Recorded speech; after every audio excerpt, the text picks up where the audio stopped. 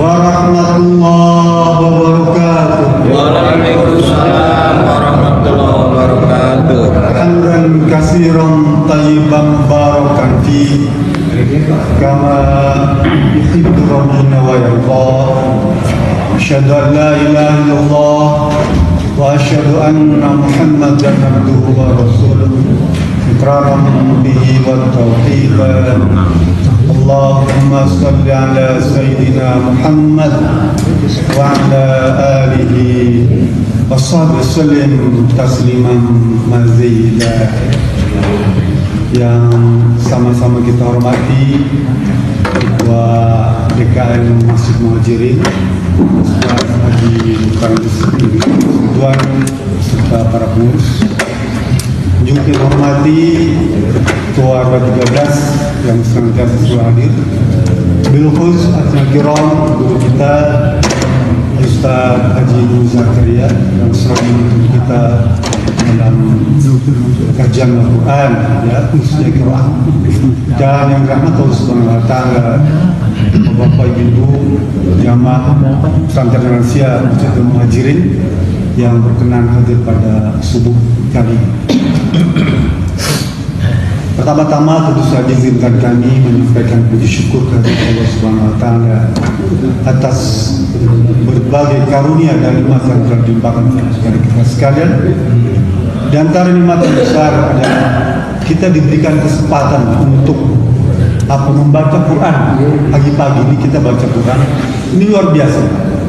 Peluang yang sangat besar kita awali dengan sebuah ibadah.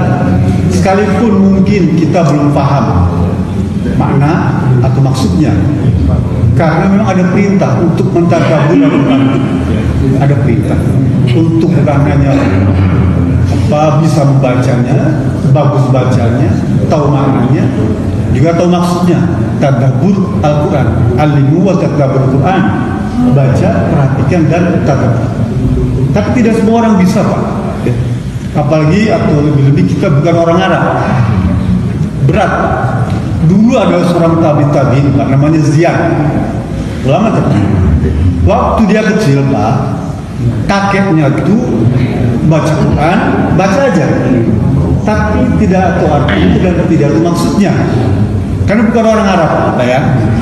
Lalu tanya sama cucunya nih Ziyad, "Kek, saya kakek tiap hari baca Quran, tahu nggak maksudnya?"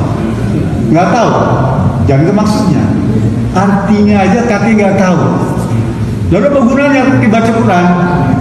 Saya dulu ingat rekan saya Pak Haji Abdurrahim, ya, masih ada ya sekarang ya, Haji Abdurrahim. Tuh dia suka mengkritik kita tuh, ya, maaf ya. Dia bilang kalau baca Quran nggak tahu makna maksudnya itu seperti monyet gulung apa, gitu ya. Kembali ke saya. Kata kakeknya, Ziyad, memang saya bukan orang Arab dan saya tidak tahu makna dan maksudnya. Tapi coba kamu ambil tong sampah tuh box ini. Sampah di bawah. Lalu mudah pakai dia ambil ke air, saya ambil. Tuangkan ke tong sampah itu. Tong sampah kan selalu bolong bawahnya, ya. Mesti bolong, tong sampah nggak mungkin bolong karena hujan air ngalir. Tuang isinya, airnya habis tuh. Ambil lagi air, kamu siram lagi, tuangkan ke tong sampah itu, terus sampai 10 kali itu, Pak. Terus ya, selesai itu, coba kamu cek, ada apa tong sampah itu? Tadi tong sampah ini kotor, kan? Sekarang bersih. Itulah hakikat baca Quran kalau tidak tahu maknanya. Ya. Seringnya apapun kita baca Quran itu, ya, sama seperti air yang membersihkan tong sampah tadi. Ya. Bersih itu tong sampah, Pak. Pernah coba, Pak? Tong sampah Bapak isi air terus itu, isi lagi itu, ya. Bersih dia. Bukan setiap orang itu punya dosa. Kalau kita baca Quran, sekalipun tidak tahu maknanya, ya, tidak tahu maksudnya, baca aja terus, dia akan membersihkan jasmani kita, rohani kita menjadi suci. Paham ya? Sehingga bersih dari dosa. Oleh karena itu Bapak Ibu jangan khawatir, ya, jangan risau, jangan galau. Kalau kita baca Quran tidak tahu makna dan maksudnya, Bahkan kata Nabi Muhammad SAW, man qara'a Quran faqad tatata'a falahu ajrain. Barang siapa yang baca Quran terpatah-patah, ya, putus-putus, makhrajnya salah, ya, tajwidnya salah, tuh apa Rasul bilang? Falahu ajrain, bagi dia ada 2 ganjaran. Ini baca Quran salah-salah, dapat 2 ganjaran, ya. 1 ganjaran membacanya segala salah, yang kedua ganjaran belajarnya itu. Kita alhamdulillah dibimbing, dituntun oleh Ustaz Haji Mulyo Zakaria baca benar.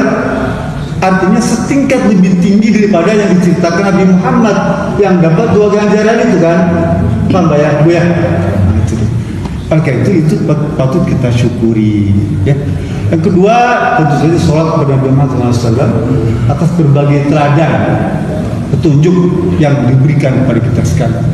Di antara teladan hadis yang diriwayatkan oleh Siti Aisyah istrinya, ya. Kata Siti Aisyah, ata Nabiya sallallahu alaihi wasallam imra'atun.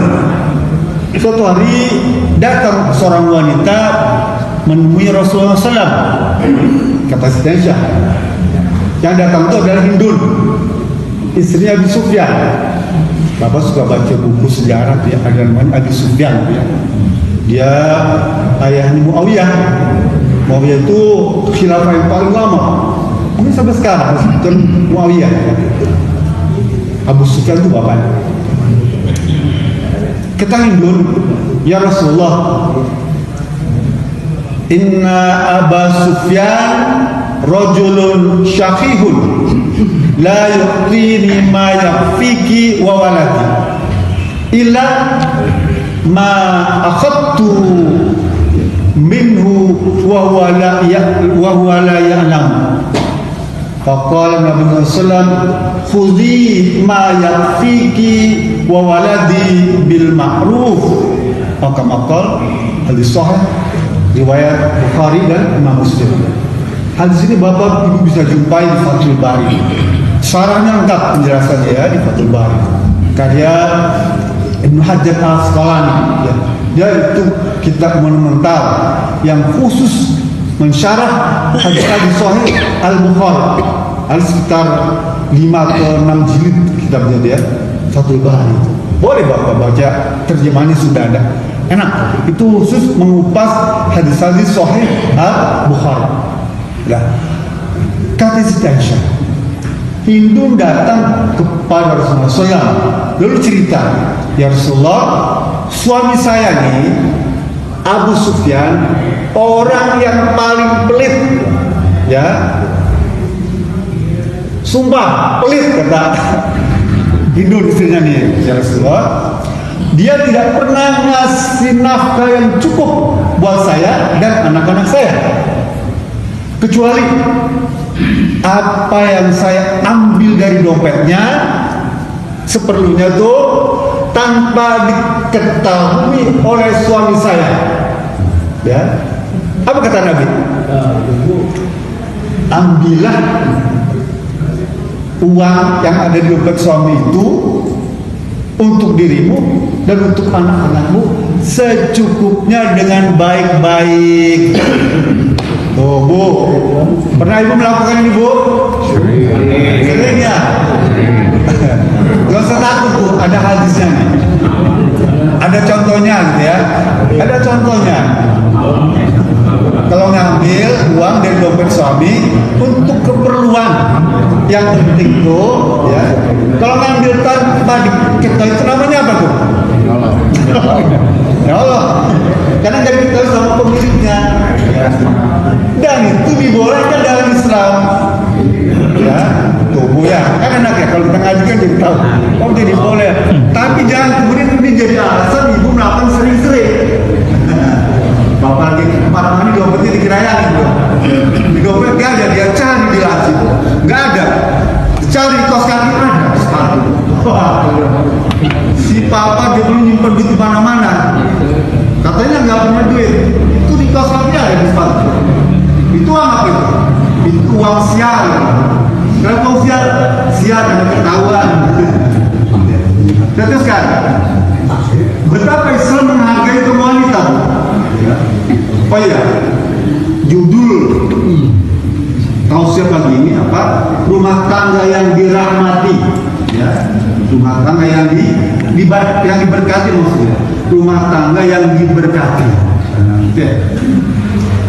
Hadis ini Pak Bu ya menjadi istimewa karena Rasulullah SAW memberikan kesempatan kepada wanita untuk melakukan itu semua demi berlangsungnya kehidupan rumah tangga yang diberkahi.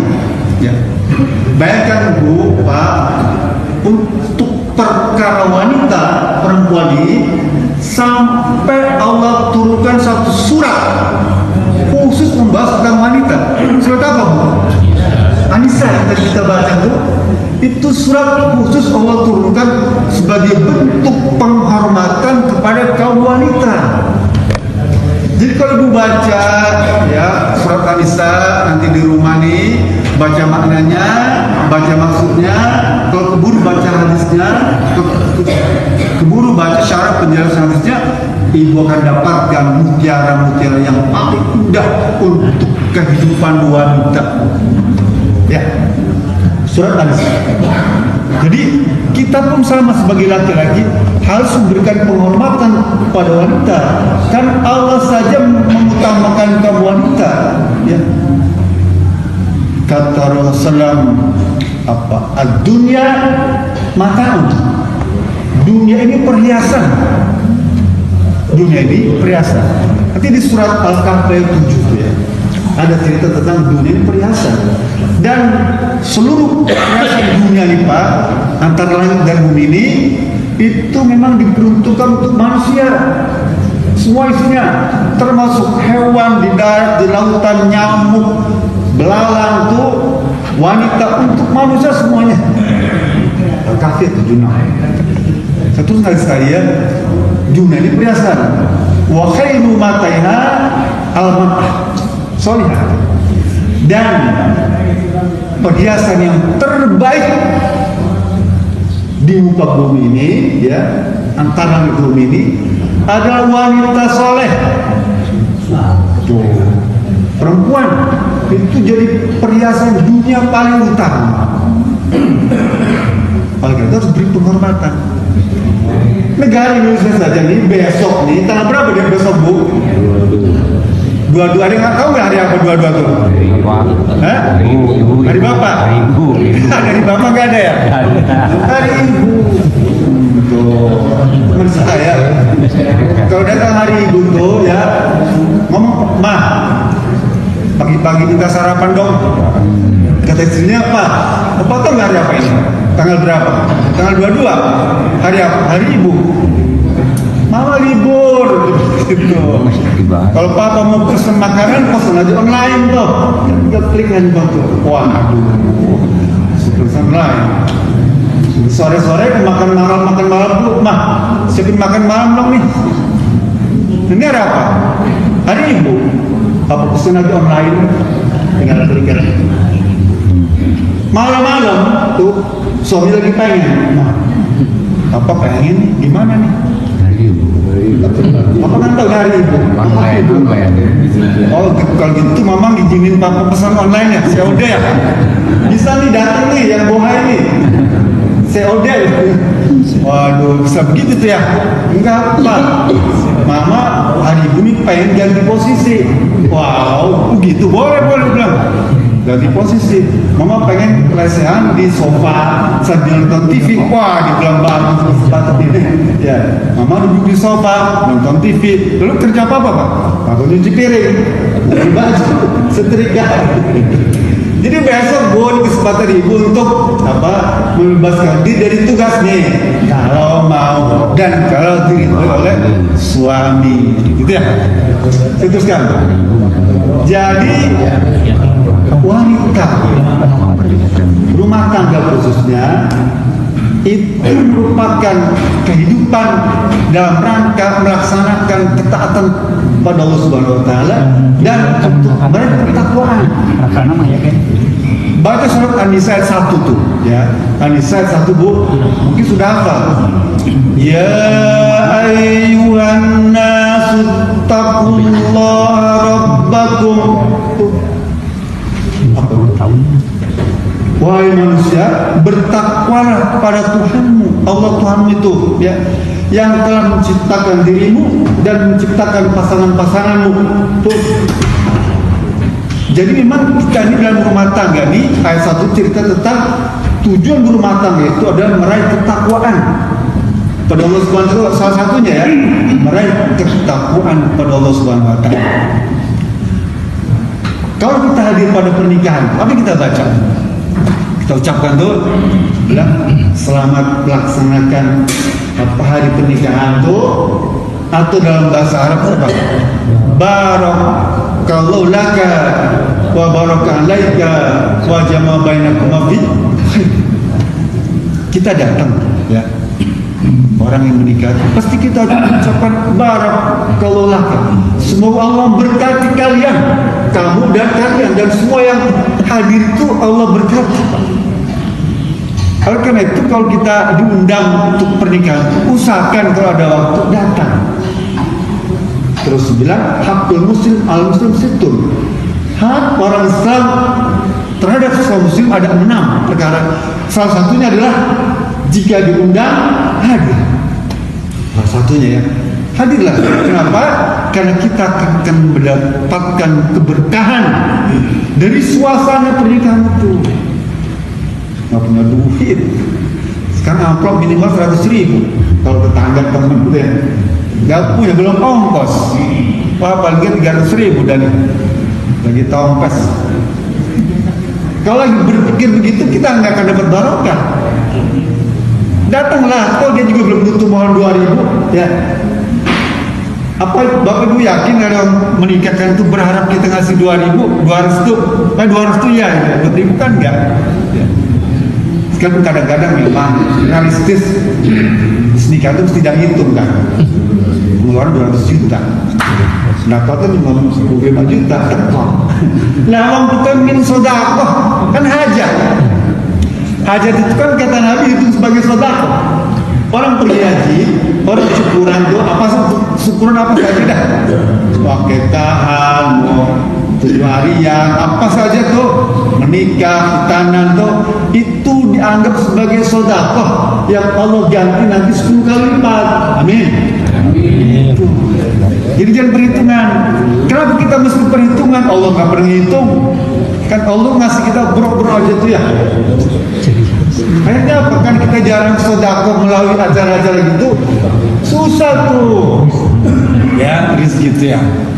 Oleh karena itu kita harus membiasakan diri untuk apa? Menyalurkan pengeluaran itu sepanjang itu ada maslahat. Beda dengan judi. Ya, tuh jelas beli minuman keras, nyawer. Wah, masya Allah, saya kadang-kadang kasihan, Pak ya, kasihan dalam hati ya. Sebenarnya dia nggak perlu dikasih, orang kaya ya. Nyawer itu kan dari sisi syariat nggak ada keuntungannya. Uang jutaan tuh, nyawer dia.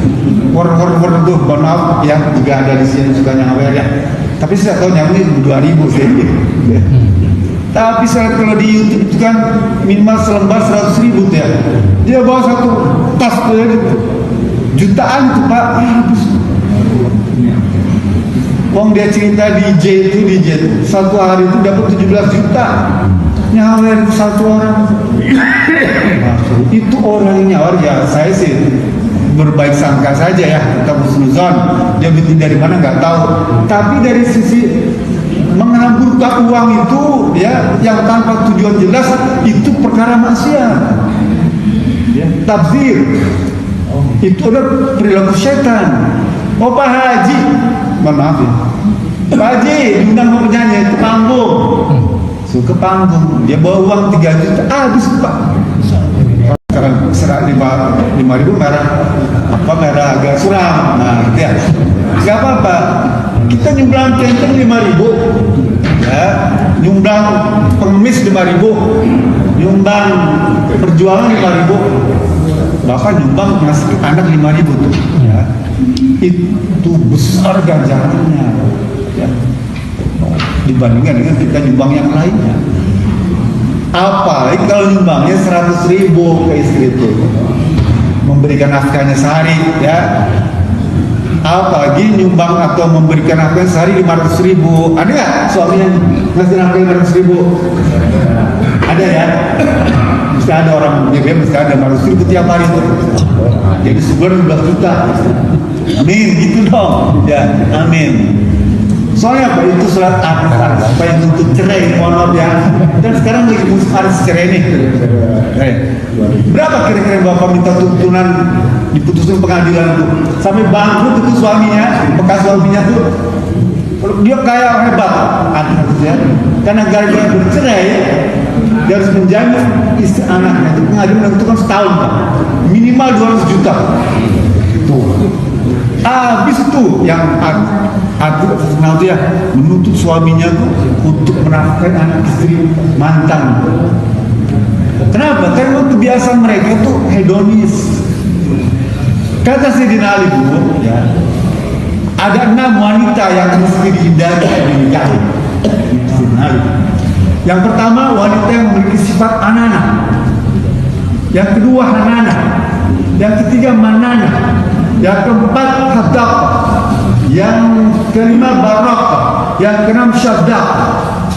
Yang pertama, wanita yang anana. Apa? Wanita yang suka berkeluh kesah. Bawanya ngeluh aja. Ada nggak perempuan begitu? Ya. Banyak ya ngeluh aja. Dikasih suami jajan sehari itu hampir 50.000 loh. Nggak cukup, Pak. Cengeng sekarang bisa 120.000 sama dengan daging. Harganya ibu ya. Beras yang premium udah 16.000. Beli 10.000 udah jelek. Beli yang di koperasi apalagi dia bilang mahal. Ya ngeluh terus. Yang kedua, hanana, menuntut. Pak, itu tetangga udah beli kulkas tuh, saya jadi kedinginan, panas dingin. Menuntut terus tuh, hanana. Nah, Sayyidina Ali pesan jangan nikah yang orang gini sejak awal deh. Yang ketiga, manana, wanita yang suka mengungkit-ungkit pemberian.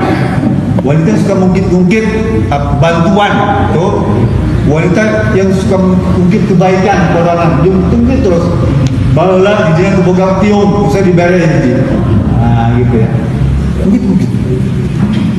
Yang ketiga, yang keempat, wanita yang sifat hadaq. Apa tuh? Pemboros, boros. Nih, hati.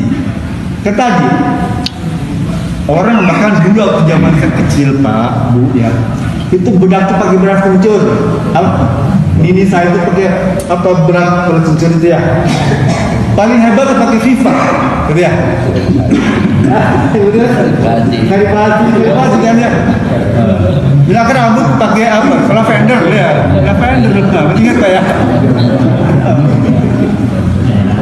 Sekarang ibu dikasih itu mana mau? Bedaknya Revlon, lipstiknya pakai liat tulip. Wah itu kelas alis semua, nggak kebeli kita. Belum alisnya yang warna-warna itu kan, minta buat cetak ini apa alisnya kan, rambutnya di apa blonding, semua itu biaya mahal. Memang perempuan lebih mahal kayaknya, Pak. Bisa bapak punya anak perempuan, laki-laki beda jajannya kan. Perempuan harus beli kosmetik, laki-laki kan dia relatif jarang.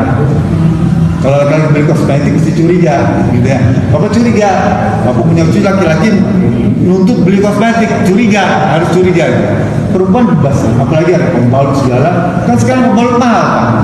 Iya, apalagi yang bersayap mahal lagi. Apa tadi itu? Apa hadaq?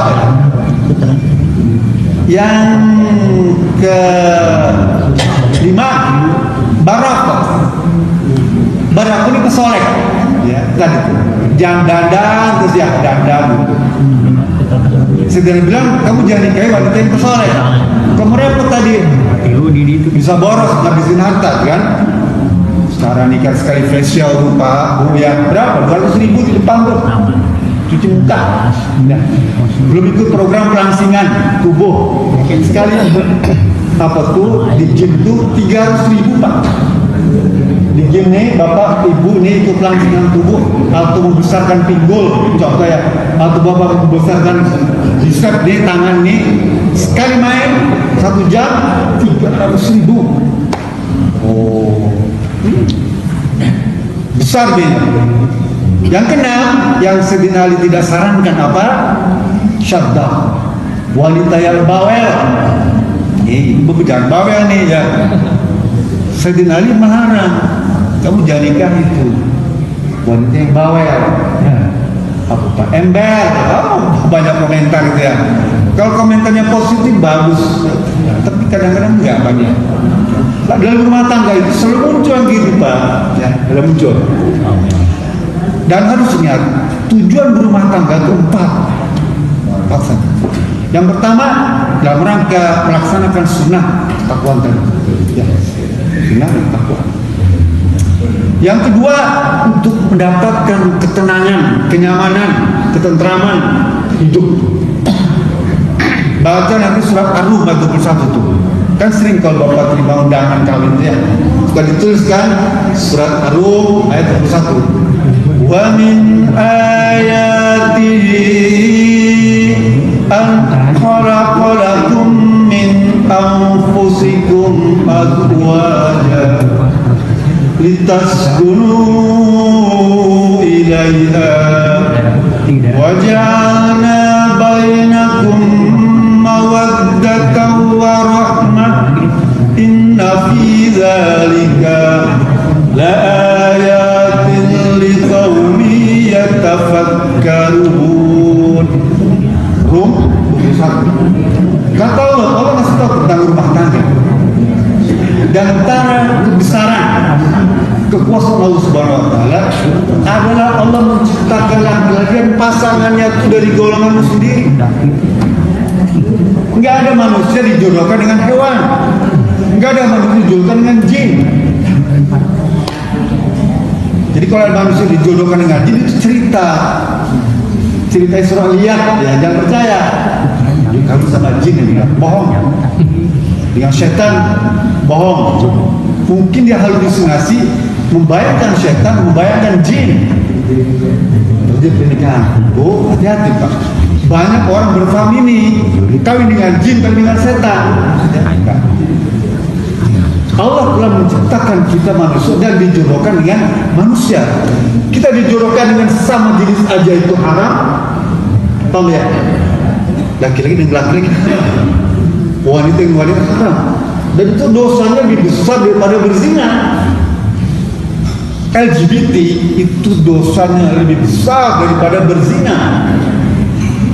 Berzina dengan hewan lebih besar lagi dosanya. Paham ya, Bu ya? Ada banyak praktek-praktek di masyarakat.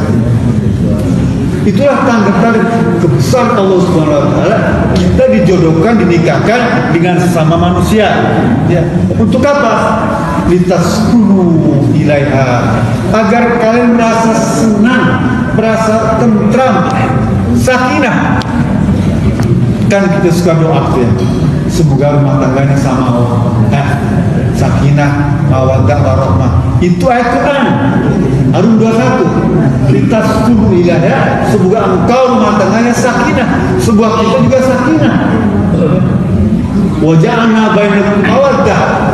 Dan aku jadikan rumah tangga kalian itu rumah tangga yang mawaddah. Apa mawaddah itu? Cinta kasih. Cinta kasih. Mawaddah itu ikatan. Terikat nih, semen itu mengikat di mawaddah, mengikat jadi kokoh. Semen, pasir, karena lihat itu yang mengikat lem. Lem itu mawaddah. Jadi rumah tangga suami istri itu agar jadi mawaddah itu seperti terikat seperti lem. Ya, cinta. Ya kalau kita pergi jauh sih ingat terus ke rumah kan. Mawaddah. Udah tua nih Pak. Cinta sudah hilang, yang ada mawaddah, ya, mawaddah. Warahmah, dan kasih sayang. Dulu dengan istri kita, untuk pasangan kita cinta. Sekarang udah pas macam sayang. Kenapa? Karena sudah tua nih Pak. Mohon maaf ya, saya alami ini. Kalau nggak ada istri saya, nggak ada yang ngurus Pak. Mohon maaf nih, sakit ini aja nih, kalau nggak ada istri nggak ada yang ngurus Pak. Bener Pak, sumpah sakit. Bapak renungkan ya, kalau nggak ada istri, nggak akan ada yang ngurus. Saya bayar perawat per satu hari 175.000 minimal.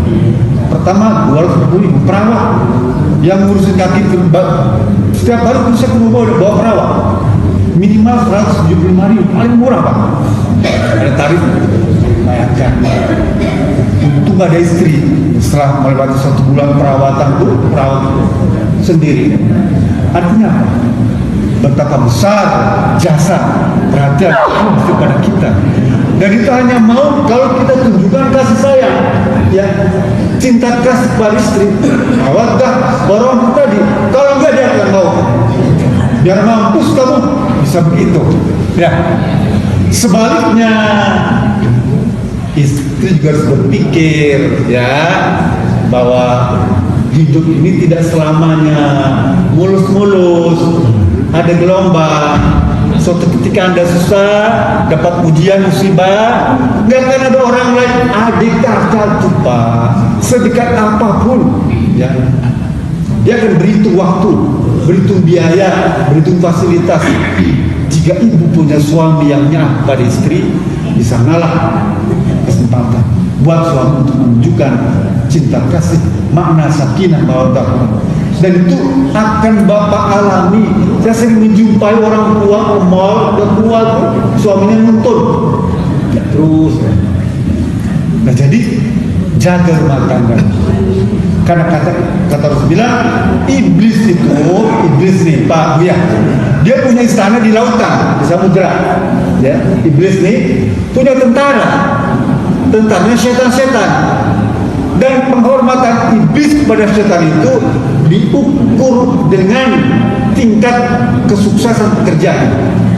Apa? Kalau bekerja sama merit system, kalau Bapak punya karya itu ada namanya merit system. Gajian itu diukur dengan tingkat kompetensi. Kalau Bapak kerjanya berat, gajinya gede. Kalau Bapak kerjanya tanggung jawabnya besar, gajinya gede.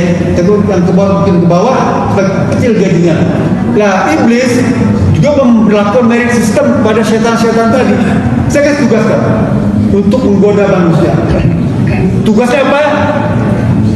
Yang bisa menjerumuskan mereka pada kemaksiatan, kejahatan, dia mendapatkan ganjaran. Datang tuh Pak Iblis, saya berusaha menggoda rumah tangga dan dia bisa melakukan maksiat, ya, maksiat tuh kata Iblis bilang baguslah, tapi kamu tidak mendapatkan bintang, ya, tidak mendapatkan prestasi yang bagus, ya, kaza aja. Datang lagi setannya, ya Iblis, saya baru saja mengganggu rumah tangga sampai dia bercerai. Paham? Rumah tangga itu digoda sama setan sampai dia bercerai itu. Ya. Karena sering ikut dangdutan tadi itu, ya, ini habis keputus sama penyanyinya, ya, keputus sama sinden, bubar rumah tangga.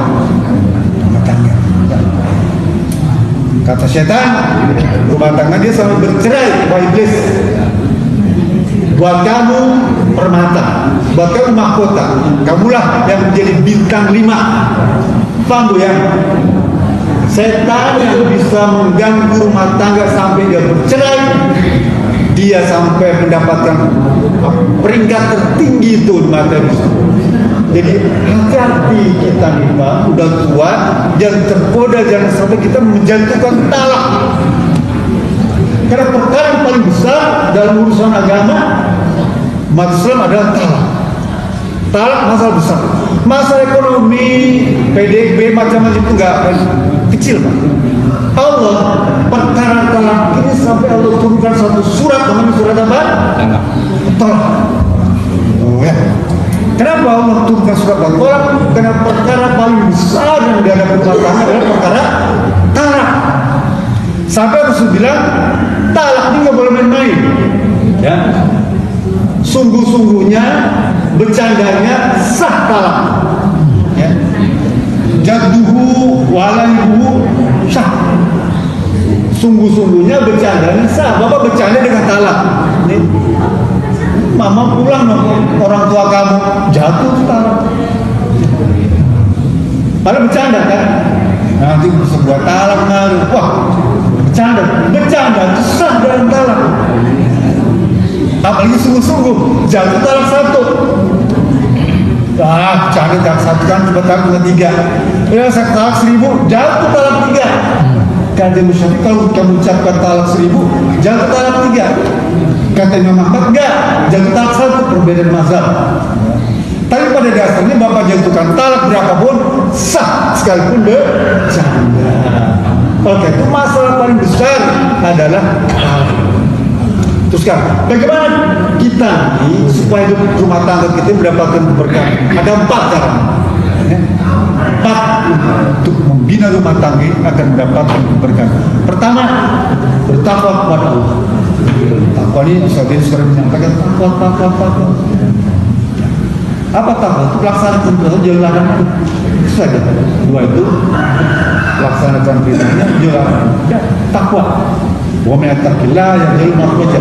Kalau rumah tangga ada masalah, Allah ini berada tolak. Wa may yattaqillah yaj'al lahu makhraja. Jika Anda bertakwa kepada Allah, maka ada jalan keluar tuh. Bahkan rezeki akan dilipat gandakan tanpa perhitungan. Tidak perlu duga-duga. Yang kedua, berdoa. Minta kepada Allah agar diberikan keberkahan rumah tangganya. Apa contohnya? Doa kunut tuh. Bapak lihat, terus baca doa kunut ya. Allahumma hdina fiman hadait, wa afina fiman afait, wa tawallana fiman tawallat, wa barik lana fiman aqtait. Ya Rabb, berkatilah rumah tangga kami ya dengan apa yang telah Kau berikan kepada kami. Wa barik lana fima aqtait. Saya memberikan saran kepada Bapak semua, sekalipun tidak mengangkat tangan, boleh aminkan tuh. Ya. Kita mungkin dari ilmu berbeda, tidak disuruh untuk mengangkat tangan, tapi minimal aminkan. Ya. Kenapa? Kita akan mendapatkan keberkahan. Wa barik lana fima aqtait. Nah, kalau kita membedah 20 tajam panjang masalah. Ya. Jadi berdoa dan usul berdoa lagi sendiri minta keberkahan itu. Ya. Yang ketiga apa?